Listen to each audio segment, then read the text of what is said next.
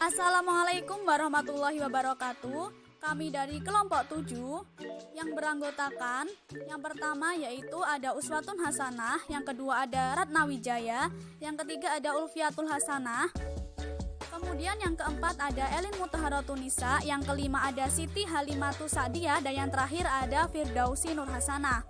Nah, pada kesempatan kali ini kelompok kami akan melakukan praktikum yang ketiga yaitu instrumentasi analisis senyawa kimia modern. Nah, instrumen yang kami pilih di sini yaitu berupa kromatografi gas.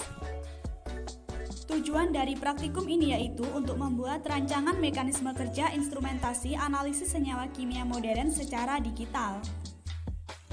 Berikut ini penjelasan dari instrumentasi kromatografi gas. Pada instrumen kromatografi gas, di sini kami akan menjelaskan tentang pengertian dari kromatografi gas, kemudian yang kedua yaitu manfaat atau fungsi dari kromatografi gas, kemudian yang ketiga yaitu bagian-bagian dari kromatografi gas, yang keempat yaitu mekanisme kerja dari kromatografi gas, dan yang terakhir yaitu kelebihan serta kekurangan dari kromatografi gas. Untuk materi pertama tentang pengertian kromatografi gas akan dijelaskan oleh pemateri pertama yaitu Ulfiatul Hasanah NIM T 2019-119. Pengertian dari kromatografi gas itu sendiri yaitu salah satu teknik pemisahan senyawa yang berdasarkan perbedaan distribusi pergerakan yang mana terjadi di antara fase gerak dan fase diam untuk pemisahan senyawa yang berada pada larutan. Materi kedua tentang manfaat atau fungsi kromatografi gas akan dijelaskan oleh pemateri kedua yaitu Firdausi Nur Hasanah NIM T 2019-142. Assalamualaikum warahmatullahi wabarakatuh. Saya Firdausi Nur Hasanah NIM T 2019-142. Di sini saya akan membacakan manfaat atau fungsi kromatografi gas, yang mana manfaat tersebut ada 5 macam. Yang pertama ada pemisahan senyawa dalam suatu sampel, yang kedua ada menghitung kadar senyawa dalam suatu sampel, dan poin ketiga yaitu pengujian kemurnian suatu senyawa, yang keempat ada identifikasi senyawa yang ada pada suatu sampel. Nah, yang terakhir di sini ada yang menyiapkan suatu senyawa murni dari suatu sampel. Mungkin hanya itu dari saya. Wassalamualaikum warahmatullahi wabarakatuh. Materi bagian-bagian kromatografi gas akan disampaikan oleh pemateri ketiga yaitu Uswatun Hasanah NIM T 2019-110. Bagian-bagian kromatografi gas. Yang pertama, ada gas pengangkut atau disebut juga kader gas. Ditempatkan dalam silinder bertekanan tinggi. Biasanya, tekanan dari silinder sebanyak 150 atm. Tetapi, tekanan ini sangat besar untuk digunakan secara langsung. Gas pengangkut harus memenuhi persyaratan. Yang pertama, harus inert atau tidak bereaksi dengan cuplikan pelarut dan material dalam kolom. 2. Murni dan mudah diperoleh serta murah. Ketiga, sesuai atau cocok untuk detektor. Yang keempat, harus mengurangi difusi gas. Bagian selanjutnya adalah pengaturan aliran dan pengaturan tekanan. Alat bekerja baik pada 2,5 atm dan mengalirkan massa aliran dengan tetap. Tekanan lebih pada tempat masuk dari kolom diperlukan untuk mengalirkan cuplikan masuk ke dalam kolom. Bagian yang ketiga adalah tempat injeksi. Dalam pemisahan dengan kromatografi gas, cuplikan dalam bentuk fase uap, gas dan uap dapat dimasukkan secara langsung. Tetapi, kebanyakan senyawa organik berbentuk cairan dan padatan. Dengan demikian, senyawa yang berbentuk cairan dan padatan harus diuapkan. Bagian yang keempat yaitu kolom. Kolom merupakan jantung dari kromatografi. Bentuk dari kolom dapat lurus, bengkok, misal berbentuk huruf V atau W, dan kumparan atau spiral. Persyaratan pendukung isi kolom yang baik adalah yang pertama, inert atau tidak menyerap cuplikan. Yang kedua, kuat, stabil pada suhu-suhu yang tinggi. Yang ketiga, memiliki luas permukaan yang besar. Yang keempat, permukaan yang teratur, ukurannya sama. Yang kelima, harus memiliki tahanan yang rendah terhadap gas pengangkut. Bagian yang kelima yaitu detektor. Ada dua macam detektor, yaitu detektor hantaran panas atau thermal conductivity detector atau TCD.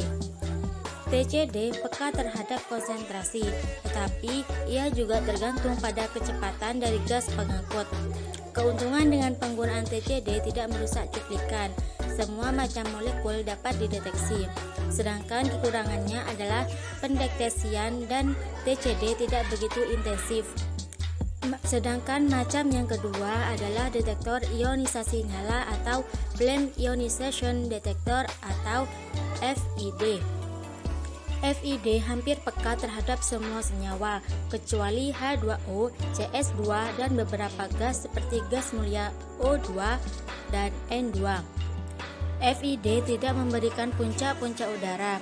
FID sangat tergantung pada kecepatan air gas.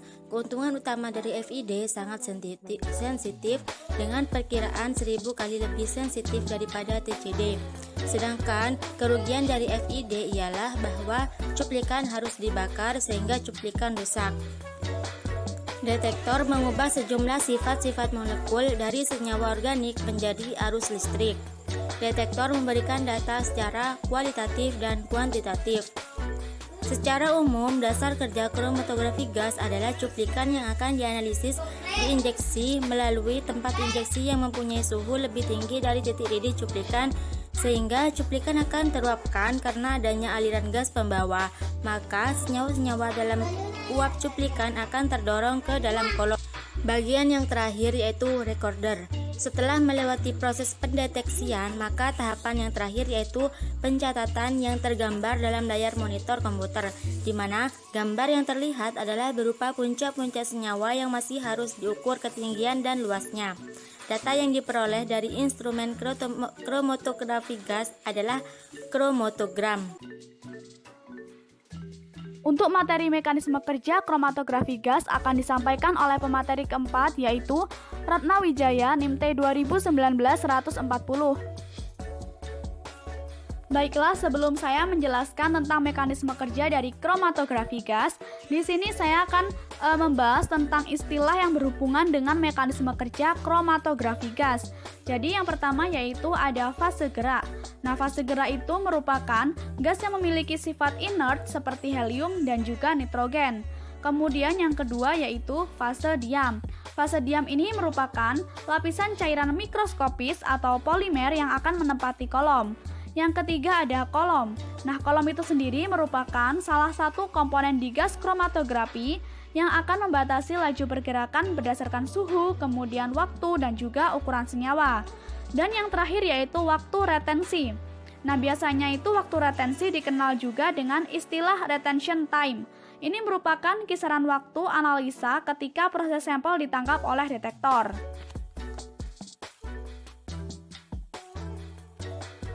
Yang selanjutnya di sini saya akan menjelaskan tentang mekanisme kerja dari kromatografi gas.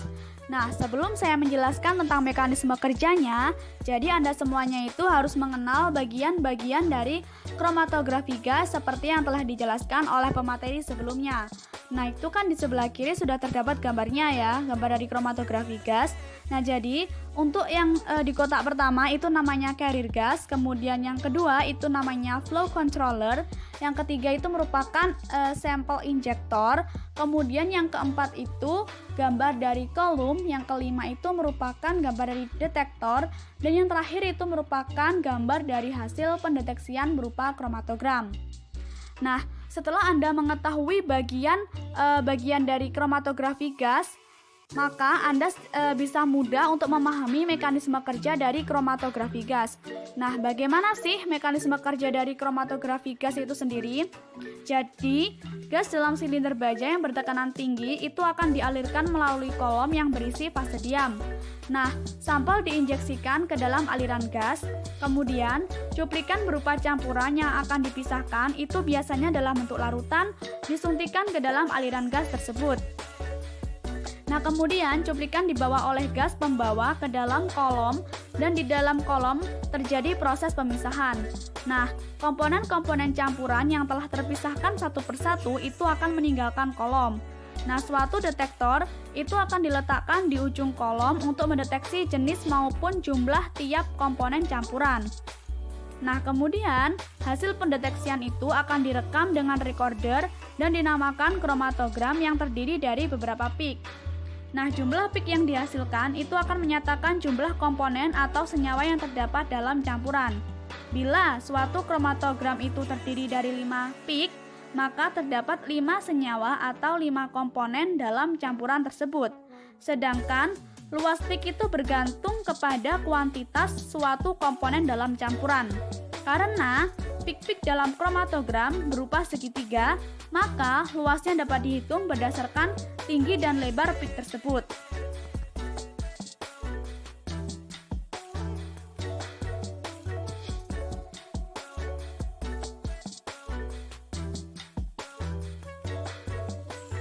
Selanjutnya, untuk kelebihan kromatografi gas akan dijelaskan oleh pemateri kelima, yaitu Siti Halimatus Sa'diyah, NIMT 2019-115.